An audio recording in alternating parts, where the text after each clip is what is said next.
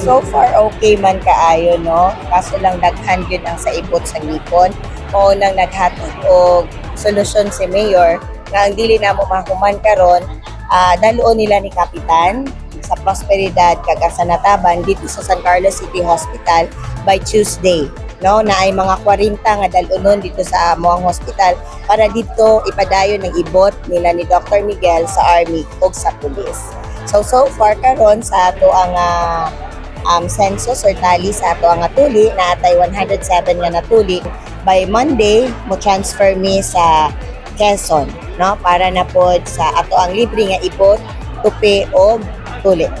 Karon laki nga may ara kita tulo ka dentist, usa sa pulis, usa sa military kag usa sa City Health Office. Tapos daghan ta og mga doctors man from San Carlos City Hospital, mga surgeons, anis, no, mga IM na nag-join na karon sa Operation Tuli. Mo nang dali kaayo ang ato ang tulian ay medyo na nag-slow down na kita sa dental kay tungod daghan jud kaayong gusto magpaipot.